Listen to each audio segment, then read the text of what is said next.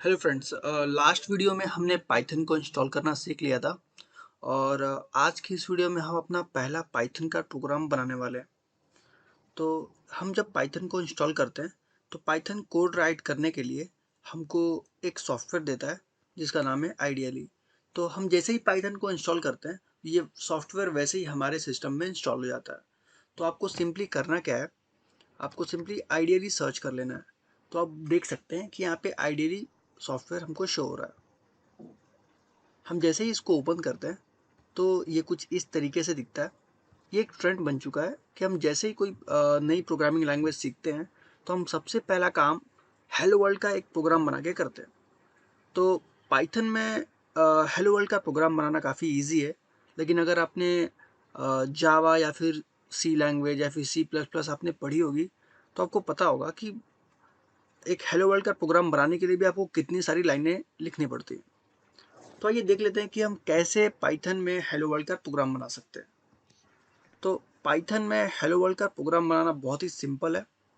आपको इसके लिए बस एक ही लाइन लिखनी है जो कि है प्रिंट, और इसके अंदर आपको जो भी लिखना है, जैसे कि हम इस केस में हेलो वर्ल्ड प्रिंट करवाना चाहते हैं तो हम हेलो वर्ल्ड यहाँ पे लिखेंगे और बस इतना ही। और जैसे ही मैं एंटर प्रेस करूँगा तो आप देख सकते हो कि यहाँ पे हेलो वर्ल्ड प्रिंट हो गया। ओके, आइडियली के अंदर हम सिर्फ प्रिंट ही नहीं कर सकते, इसके अलावा भी बहुत सारी चीज़ें हम कर सकते हैं। जैसे कि आप एडिशन करके देख सकते हो, जैसे कि मैं यहाँ पे देख लेता हूँ कि 5+6 क्या होता है। तो जैसे ही मैं एंटर मारता हूँ वैसे आप देख सकते हो कि 5+6 का जो रिजल्ट है 11, वो यहाँ पे शो हो रहा है। वैसे ही आपको अगर सब्ट्रैक्शन परफॉर्म करना है 5 - 6, तो आप देख सकते हो -1 रिजल्ट शो हो रहा है। अगर आपको मल्टीप्लिकेशन परफॉर्म करना है तो आपको ये नहीं करना है, 5 × 6 आपको ये नहीं करना है क्योंकि ये दे देगा एरर, बिकॉज ये एक वैलिड सिंटेक्स नहीं है। अगर आपको मल्टीप्लिकेशन परफॉर्म करना है तो मल्टीप्लिकेशन परफॉर्म करने के लिए आपको स्टार सिंबल का यूज़ करना पड़ेगा।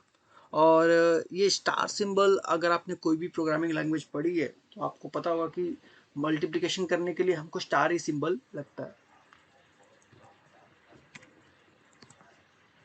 सॉरी।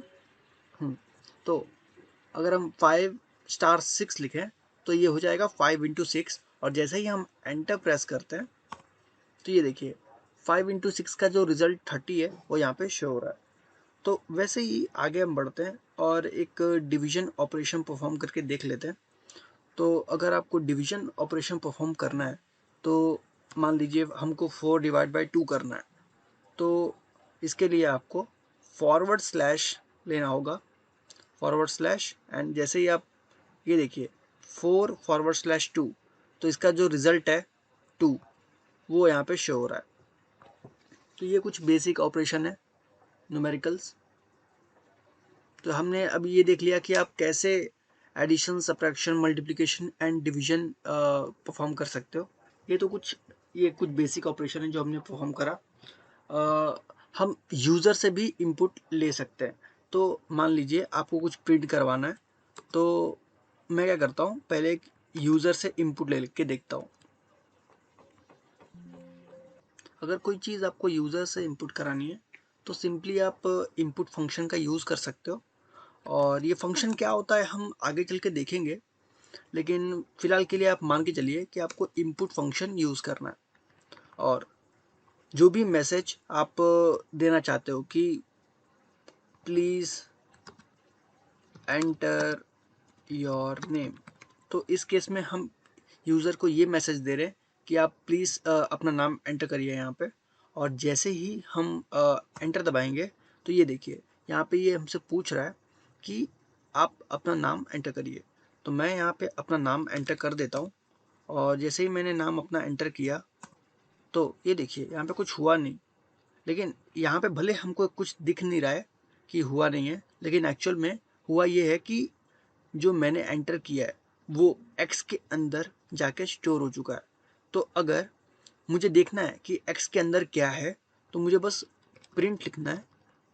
और प्रिंट क्या, प्रिंट अगर मुझे करना है तो मैं किसको प्रिंट करना चाहता हूँ, एक्स को प्रिंट करना चाहता हूँ। मुझे एक्स के अंदर की वैल्यू को देखना है तो मैं बस यहाँ पे एक्स लिख दूंगा। तो जैसे ही मैं प्रिंट एक्स करता हूँ, आप देख सकते हो कि जो हमने एंटर किया हुआ था वो यहाँ पे स्टोर्ड था एक्स के अंदर, और जो हमने उसको प्रिंट किया वो यहाँ पे दिख रहा है। तो लेकिन आइडियली में एक प्रॉब्लम है कि हमको यहाँ पे लाइन बाय लाइन लिखना पड़ता है। अगर हमको कोई बड़ा प्रोग्राम लिखना हो तो आइडियली एक प्रॉपर तरीका नहीं है, एक सही तरीका नहीं है प्रोग्राम को लिखने का। तो ये कुछ तरीका देता है। यहाँ पे आप न्यू फाइल भी बना सकते हो और उसके अंदर पूरा कोड लिख सकते हो। तो आइए देखते हैं कि न्यू फाइल कैसे बनाते हैं। तो जैसे ही मैं यहाँ पे आता हूँ कंट्रोल एन पे, आप कंट्रोल एन पे भी क्लिक करके ये फाइल बना सकते हो। यहाँ पर हम कोड लिख सकते हैं। आइए देखते हैं हम अपना पहला प्रोग्राम लिख के। तो मैं यहाँ पे लिखता हूँ प्रिंट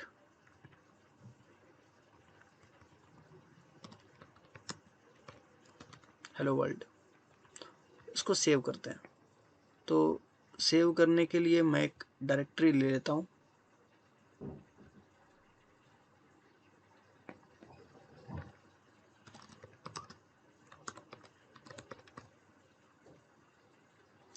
हम जितने भी प्रोग्राम्स होंगे हम यहीं पे स्टोर करेंगे।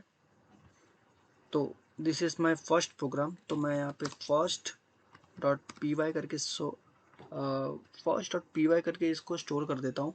अच्छा, जो पाइथन की जो फाइल्स होती हैं वो डॉट पी वाई फॉर्मेट की होती हैं।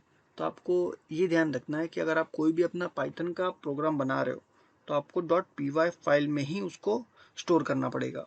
तो आइए हम इसको स्टोर कर लेते हैं। तो आप जैसे ही देख रहे होगे यहाँ पे कुछ देर पहले अनटाइटल लिखा हुआ था, जबकि अब ये हमारे सेव करने के बाद तुरंत ही ये फर्स्ट डॉट पी वाई हो चुका है। तो हमने अपना प्रोग्राम तो लिख लिया, अब इसको रन कैसे करना है। तो जैसे ही हम इस पे रन मॉड्यूल पे करेंगे क्लिक, तो ये देखिए हमको हमारा आउटपुट मिल गया। आइए कुछ लाइन और ऐड कर लेते हैं इस प्रोग्राम के अंदर। तो हेलो वर्ल्ड।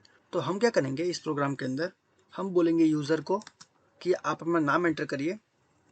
तो नाम एंटर करने के लिए इसको एक प्रॉपर नाम दे देता हूँ वेरिएबल का। वेरिएबल क्या होता है हम आगे डिटेल में देखने वाले हैं। फिलहाल के लिए मान के चलिए कि ये एक कंटेनर है जिसके अंदर आप कुछ चीज़ें स्टोर कर रहे हो। तो मैं यहाँ पे नेम लिख देता हूँ, और जो भी पर्सन एंटर करेगा यहाँ पे हमको पहले तो एक मैसेज देना है, तभी तो उसको पता लगेगा कि मुझे कुछ एंटर करना है करके। तो मैं यहाँ पे पूछता हूँ कि प्लीज़ एंटर योर नेम, और जैसे ही मैंने ऐसा मैसेज यहाँ पे दिया तो जब हम इसको रन करेंगे तो हमको क्या लिख के आएगा कि प्लीज़ एंटर योर नेम। और जैसे ही यूज़र वो एंटर करेगा वो नेम में जाके स्टोर हो जाएगा। तो हम क्या करेंगे यहाँ से प्रिंट करेंगे और प्रिंट नेम, इसको सेव कर लेते हैं। तो ये अब सेव हो चुका है, और जैसे ही हम इसको रन करेंगे ये देखिए ये हमसे पूछ रहा है कि प्लीज़ एंटर योर नेम। और जैसे ही मैं यहाँ पे अपना नाम एंटर करता हूँ सूरज गुप्ता, तो ये देखिए आउटपुट में हमको सूरज गुप्ता लिख के आ गया। आइए कुछ और चीज़ें हम यहाँ पे देखते हैं। जैसे कि हमने प्रिंट यूज़र का नाम लिया और उसको प्रिंट कर दिया। उसके बाद हम एक और उसका एज लेते हैं।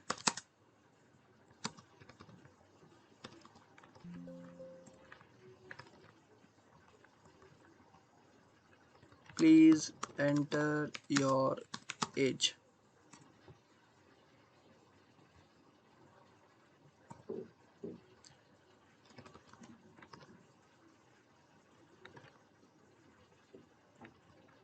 और इस बार हम प्रिंट करते वक्त एक अच्छा सा मैसेज देंगे यूज़र को कि अगर वो एज एंटर करता है तो हम यहाँ पे मैसेज दे देंगे योर एज इज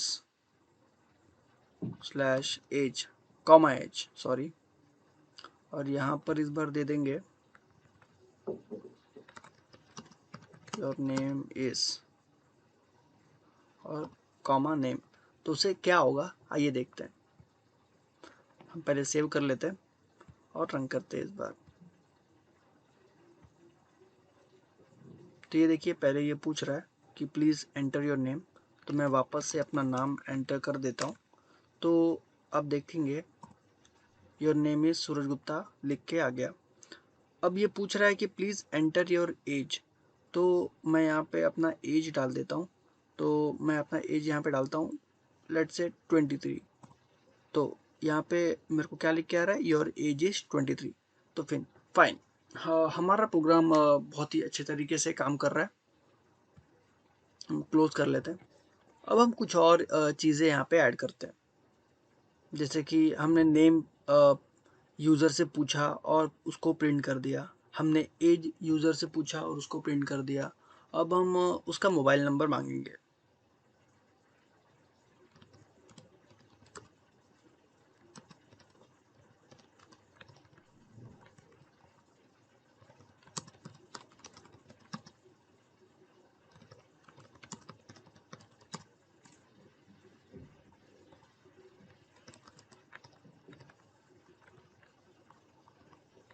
और यहाँ पे वापस एक अच्छा सा मैसेज दे देंगे कि योर मोबाइल नंबर इज़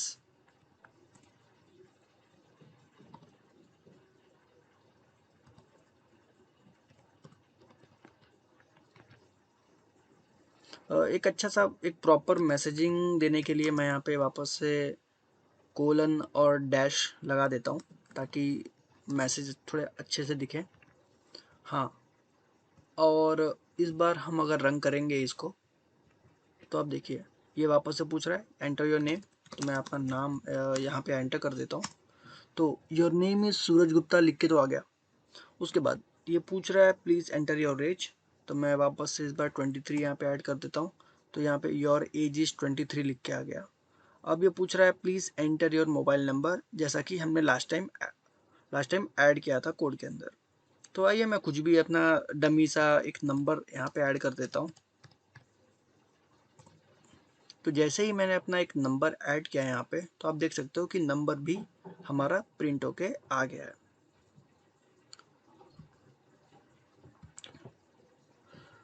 तो यहाँ पे आपने देखा कि योर नेम इज़, फिर कॉमा लगा के मैंने नेम लिखा, तो योर नेम इज़ तो प्रिंट हुआ ही हुआ, साथ में जो नेम के अंदर लिखा था वो भी प्रिंट हो गया, लेकिन उसके लिए मुझे कॉमा यहाँ पे लगाना पड़ा। आप देख सकते हो, अगर मैं कॉमा ना लगाऊं तो आइए देखते हैं क्या होता है। अगर मैं कॉमा नहीं लगाऊं तो क्या होगा, रन करते हैं इस बार। लेकिन रन करने से पहले मुझे एक बार सेव करना पड़ेगा, तभी ये चेंजेस रिफ्लेक्ट हो पाएंगे। ये देखिए ये कुछ एरर हमको शो कर रहा है, बोल रहा है कि invalid syntax, perhaps you forgotten a comma. तो ये सही तरीका नहीं है इस प्रोग्राम को लिखने का। तो क्या कोई और तरीका है जिसकी वजह से मैं बिना कॉमा लगाए ये मैसेज को दिखा सकता हूँ, मुझे नेम भी दिखाना है? तो हाँ बिल्कुल है। तो हम जिस वर्जन पे अभी काम कर रहे हैं पाइथन का, वो लेटेस्ट वर्जन है पाइथन 3.10.6। तो इसमें एक और फीचर है कि अगर हम यहाँ पे F लगा दें और ऐसे करली ब्रैकेट लगा दें और इस करली ब्रैकेट के अंदर जो भी चीज़ लिख दें उसकी वैल्यू वहाँ पे ऑटोमेटिक शो हो जाएगी। आइए इसको सेव कर लेते पहले और इसको एक बार रन करके देखते हैं क्या होता है। तो ये देखिए कोई एरर तो नहीं दिया इसने। अब मैं अगर अपना नाम लिखता हूँ सूरज गुप्ता करके, तो ये देखिए योर नेम इज सूरज गुप्ता, यहाँ पे नाम तो प्रिंट हो गया, बिल्कुल जैसा पहले होता था वैसे ही हो रहा है। लेकिन इस बार डिफरेंस क्या है,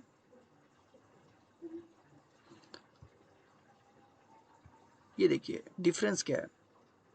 यहाँ पर मैंने कॉमा लगाया है, आपको दिख रहा है, यहाँ पर मैंने कॉमा लगाया है और यहाँ पर मैंने बिना कॉमा लगा के एक एफ स्ट्रिंग करके एक टेक्निक है, सेम चीज़ आपको मिलेगी आउटपुट में, बट आपको बिना कॉमा लगाए मिलेगा आपको।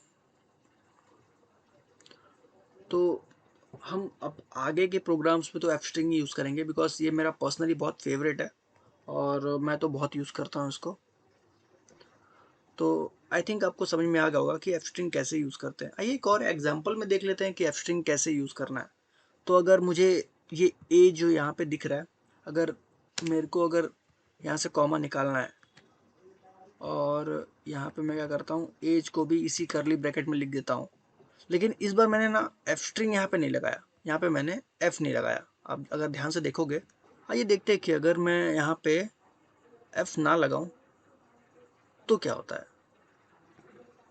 प्रोग्राम को सेव करते हैं और रन करते हैं इस बार।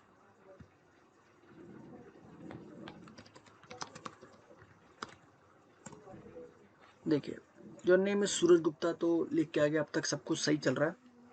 अब जैसे ही मैं 23 यहाँ पे लिखता हूँ तो योर एज इज एज, और मैं साइड बाय साइड आपको दिखा देता हूँ। Your age is age print होके आया है और हमने लिखा क्या था, ये। तो इसका मतलब अगर करली ब्रैकेट के अंदर मैंने एज को लिखा है और यहाँ पर एफ नहीं लगाया है, तो ये करली ब्रैकेट के साथ जैसा का तैसा प्रिंट हो जाएगा, जैसा कि इस केस में यहाँ पे हुआ है। तो ये तभी बिहेव करेगा, ये यहाँ पे करली ब्रैकेट के अंदर जो एज की वैल्यू है वो तभी डालेगा जब हम यहाँ पे एफ करके लिखेंगे। एफ से हम उसको स्पेसिफाई करके बताते हैं कि आपको जो भी करली ब्रैकेट के अंदर मैं लिख रहा हूँ वहाँ पे उसकी वैल्यू को रखना है, ना कि एज इट इज़ जो लिखा है उसको प्रिंट करना है। तो इस बार मैंने एफ स्ट्रिंग तो डाल दी है और इसको इस बार सेव करते हैं और दोबारा रन करते हैं। मैं इसको यहाँ से कैंसिल कर लेता हूँ। Yes, I want to kill this program. तो हाँ, अब मैं इसको दोबारा रन करता हूँ। तो नाम सिर्फ सूरज लिखता हूँ इस बार और एज को मैं लिखता हूँ 23। ये देखिए आपको समझ में आ गया एफ स्ट्रिंग का मतलब। मैंने यहाँ पे जब एफ डाला तो यहाँ पे एज की वैल्यू ऑटोमेटिकली फिल्ड हो गई और यहाँ पे योर एज इज 23 का मैसेज भी आ गया है करके। उसके बाद देखिए ये पूछ रहा है मोबाइल नंबर, तो मैं वापस से डमी एक मोबाइल नंबर मान लीजिए इस बार 1234 जाए, हालांकि ये वैलिड नंबर नहीं है बट मैं डाल देता हूँ। तो यहाँ पे आगे का प्रोग्राम भी हमारा एग्जीक्यूट हो गया।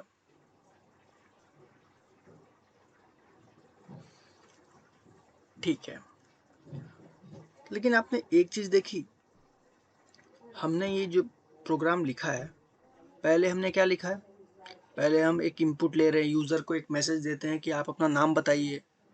तब तक जब तक यूज़र अपना नाम नहीं बताता तब तक आगे कुछ होता नहीं है। उसके बाद जैसे ही यूज़र अपना नाम एंटर करता है यहाँ पे, तो ये मैसेज डिस्प्ले हो जाता है कि योर नेम इज़, जो भी यूज़र अपना नाम एंटर करे। ठीक उसके बाद ये लाइन चलती है, please enter your age. User से दोबारा पूछा जाता है और जब तक यूज़र कुछ एंटर ना करे तब तक ये लाइन यहीं पे रुकी रहती है। और जैसे ही यूज़र कुछ एंटर करता है ये लाइन चल जाती है और मैसेज आ जाता है कि योर एज इज़, जो भी यूज़र एंटर करता है। फिर उसके बाद मोबाइल नंबर के केस में भी सेम हो रहा है कि इसके बाद जब ऊपर के दो चीज़ें चल जाती हैं सक्सेसफुल, तब जाके नीचे की चीज़ चलती है। मतलब ये जो फ्लो है, इस कोड का जो फ्लो है, ये सिक्वेंशियल चल रहा है, मतलब लाइन बाय लाइन। अगर मुझे मोबाइल नंबर को पहले पूछना है तो इस लाइन को मुझे कट करके पहले लिखना होगा। तो अगर जो चीज़ मैं पहले लिखूंगा वो पहले एग्जीक्यूट होगी। तो आइए रन करके देख लेते हैं एक बार कि क्या आउटपुट आता है इसका। तो ये देखिए, जैसा हमने डिस्कस किया अभी कि जो चीज़ हम पहले लिखेंगे वही यहाँ पे पहले डिस्प्ले होगी। तो please enter your mobile number, ये हमसे पूछ रहा है, हालांकि पहले ऊपर ही इसका आउटपुट आप देख पा रहे हो। पहले क्या हो रहा था, ये पहले हमसे नाम पूछता था, लेकिन अब क्योंकि हमने वो लाइनें चेंज कर दी हैं, पहले नंबर पे हमने अभी यहाँ पे क्या पूछा, मोबाइल नंबर। तो ठीक वैसे ही यहाँ पे पहले ये मोबाइल नंबर के बारे में पूछ रहा है। तो आइए मोबाइल नंबर डाल देते हैं। अब गैस मारिए कि अगर मैं मोबाइल नंबर यहाँ पे डाल दूँ तो उसके बाद क्या एग्जीक्यूट होगा। तो मोबाइल नंबर के बाद यहाँ पे मैंने एंटर योर नेम जो है ये लिखा हुआ है। तो जैसे ही मैं यहाँ पे मोबाइल नंबर एंटर करूँगा, ये मुझसे पूछेगा कि आप अपना नाम बताइए, और जैसे ही मैं अपना नाम बताता हूँ और एंटर करता हूँ, तो ये देखिए योर नेम इज सूरज गुप्ता, और इस बार ये एज पूछ रहा है। एंटर करूँगा, प्रोग्राम हमारा ख़त्म हो चुका है। अच्छा, आपने ये देखा कि ये इनपुट करते वक्त मुझे डालना ही पड़ रहा है, कुछ ना कुछ इनपुट तो देना ही पड़ रहा है। ऐसा भी तो हो सकता है कि यूज़र कुछ ना दे, तो उस केस में क्या होगा। आइए हम रन करते हैं इस बार वापस से प्रोग्राम। हाँ, तो इस बार ये पूछ रहा है please enter your mobile number. मैं कुछ नहीं एंटर करूँगा, और जैसे मैं बस एंटर प्रेस कर दूँगा डायरेक्टली। ये देखिए योर मोबाइल इज़, और उसके बाद कुछ भी प्रिंट नहीं हुआ। ये ऐसा इसलिए क्योंकि आपने कुछ भी एंटर नहीं किया, और आप क्योंकि आपने कुछ भी एंटर नहीं किया, तो यहाँ पे ये जो मोबाइल नाम का वेरिएबल है उसके अंदर कुछ गया ही नहीं, मतलब एक एम्प्टी स्ट्रिंग, मतलब कुछ भी नहीं गया। जब कुछ भी नहीं गया तो प्रिंट भी कुछ नहीं हुआ, लेकिन प्रिंट करते वक्त आपने जो लिखा था कि योर मोबाइल इज, उतना तो प्रिंट होने ही वाला था। लेकिन जब बाद में मोबाइल आपने साथ में प्रिंट किया था, अब मोबाइल में था कुछ नहीं, इसलिए यहाँ पे कुछ और प्रिंट नहीं हुआ। ठीक उसी तरह एंटर योर नेम, तो इस बार मैं सूरज प्रिंट कर देता हूँ। ये देखिए योर नेम है सूरज, और एंटर योर एज बोला तो मैं वापस से इस बार कुछ नहीं एंटर करता हूँ, तो देखिए क्या होता है, सेम योर एजिस, और कुछ भी प्रिंट नहीं हुआ। तो आई होप आपको ये तो समझ में आ गया कि कोड का जो बिहेवियर है वो किस तरह फ्लो हो रहा है। अगर आप कोई चीज़ पहले लिखोगे तो वो पहले एग्जीक्यूट होगी, कोई चीज़ बाद में लिखोगे तो वो बाद में एग्जीक्यूट होगी। आपने यूज़र से इनपुट लेना भी सीख लिया है और उसको प्रिंट करना भी सीख लिया है। तो जो पाइथन हमको ये जो सॉफ्टवेयर प्रोवाइड करता है आइडियली, इसमें आपने ये देख लिया कि कैसे हम फाइल्स को बना सकते हैं और उसमें उसके अंदर कोडिंग कर सकते हैं। लेकिन ये बहुत ही बेसिक लेवल का सॉफ्टवेयर है, और कोडिंग करने के लिए ये बहुत ही अच्छा नहीं माना जाता, बिकॉज मार्केट में और भी सॉफ्टवेयर्स अवेलेबल हैं जो कोडिंग में हेल्प करने के लिए आपको बहुत सारी चीज़ें प्रोवाइड करते हैं। जैसे कि मार्केट में वी एस कोड हो गया, पाइचाम हो गया, जुपिटर नोटबुक, न जाने अनगिनत बहुत सारे हैं। हम जो यूज़ करने वाले इस कोर्स में वो वी एस कोड है। तो वी एस कोड को इंस्टॉल करने के लिए सबसे पहले आपको अपने ब्राउज़र में जाना होगा। तो ब्राउज़र में हम आ गए, और यहाँ पे लिखना है बस वी एस कोड डाउनलोड, और जैसे ही आप लिखते हो, मेरा नेट थोड़ा यहाँ पे स्लो है, और ये देखिए डाउनलोड विजुअल स्टूडियो कोड का ऑप्शन यहाँ पे दिख रहा है।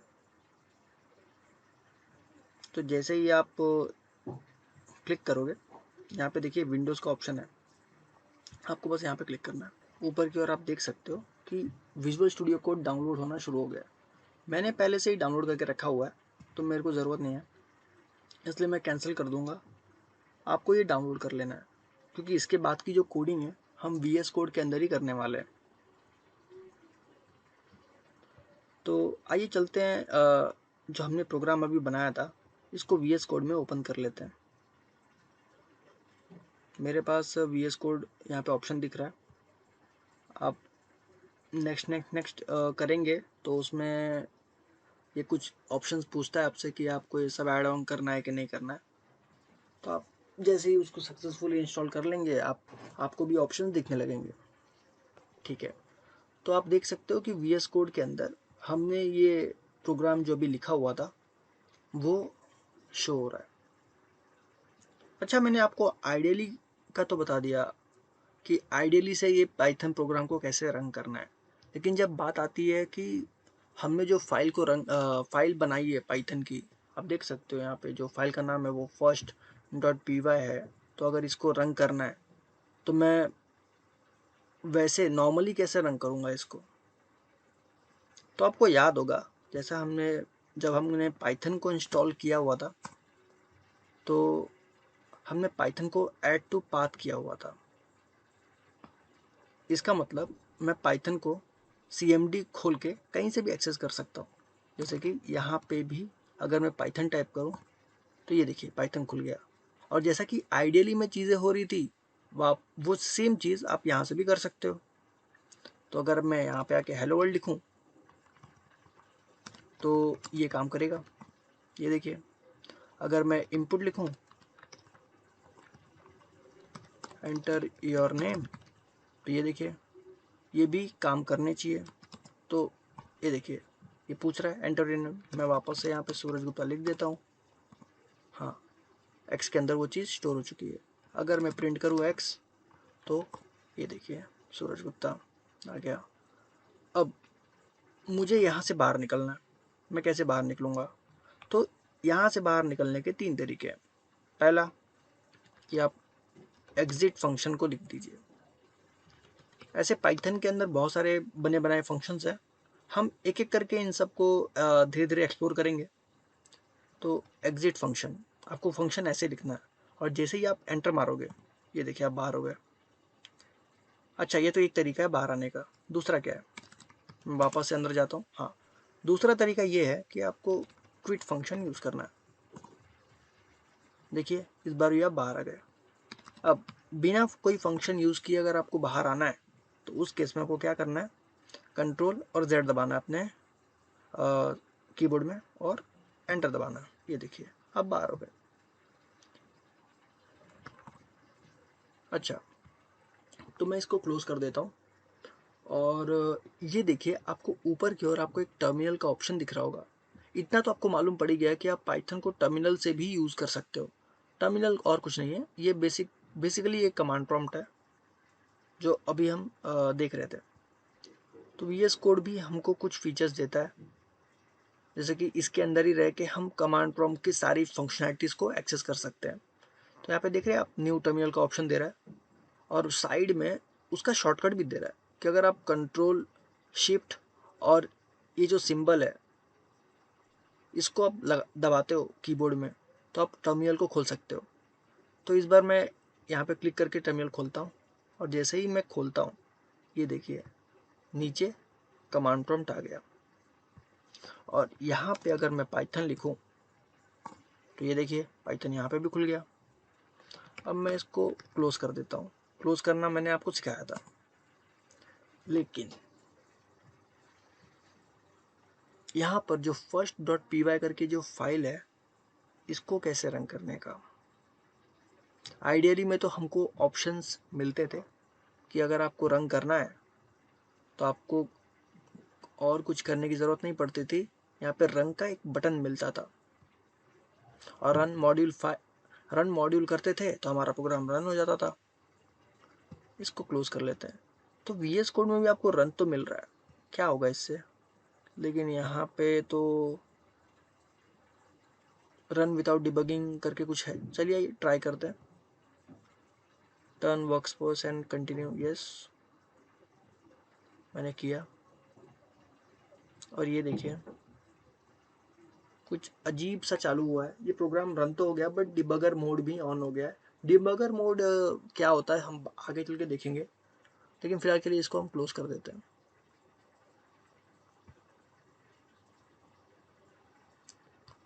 और मैं इसको बंद कर देता हूँ। यहाँ से क्लोज करने के लिए सिंपल आपको डिलीट बटन पे क्लिक करना है।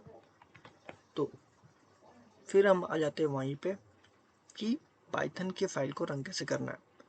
तो पाइथन का फाइल रन करना बहुत ही ईजी है। आपको बस पाइथन लिखना है, उसके बाद जिस भी डायरेक्टरी में ये फाइल है first.py वो फाइल का नाम लिखना है। तो अगर आपको याद होगा ये फाइल कहाँ पर है, ये देखिए, ये प्रेजेंट है डी डायरेक्टरी के अंदर। डी के अंदर पाइथन ट्यूटोरियल का नाम का फोल्डर है और पाइथन ट्यूटोरियल के अंदर first.py नाम की फाइल रखी हुई है। और मैं इस वक्त कहाँ पर हूँ, सी के अंदर हूँ। सी के अंदर भी कहाँ, यूजर्स के अंदर, और यूजर्स के अंदर भी कहाँ, सूरज गुप्ता फोल्डर के अंदर।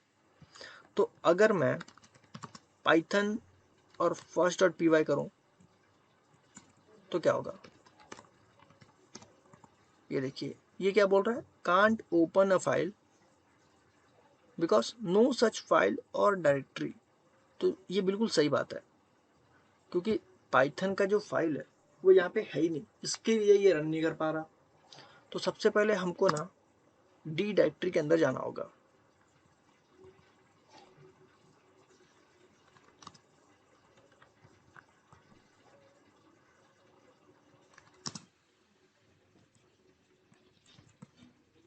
ओके, तो 2 बार मैंने गलत ट्राई किया। अब डी डायरेक्टरी में मैं आ चुका हूँ। अब मुझे कहाँ जाना है, पाइथन ट्यूटोरियल के अंदर। ये देखिए, एंटर दबाया, अब मैं पाइथन ट्यूटोरियल के अंदर आ गया हूँ। अब मैं ना first.py के अंदर तो मैं जा ही नहीं सकता, बिकॉज वो एक फाइल है, फोल्डर तो है नहीं। तो अगर मैं चेक करूँ यहाँ पे dir लिख के, तो आप देख सकते हो कि first.py फाइल यहाँ पर रखी हुई है, यहाँ पर। तो सिंपली हमको रन करना है, और रन करने के लिए सिंपल कमांड है, पाइथन लिखना है आपको, और फाइल का नाम क्या था, first.py। और जैसे ही मैं एंटर करूँगा, ये देखिए हमारी फाइल रन हो चुकी है। और ये पूछ रहा है कि मतलब please enter your mobile number. तो मैं मोबाइल नंबर डाल देता हूँ 1234। फिर ये पूछ रहा है प्लीज़ एंटर योर नेम, तो मैं नाम ऐड कर देता हूँ। और ये एज पूछ रहा है, तो मैं 23 लिख देता हूँ, और हमारा प्रोग्राम बंद हो गया। तो आई होप आपको समझ में आ गया होगा कि किस तरीके से हम पाइथन की कोडिंग कर सकते हैं। और आपने आज की वीडियो में काफ़ी कुछ सीख लिया। हमने ये देखा कि हेलो वर्ल्ड का प्रोग्राम कैसे बनाते हैं, एडिशन, सब्ट्रैक्शन, मल्टीप्लिकेशन, डिवीजन, फिर यूज़र से इनपुट कैसे लेते हैं।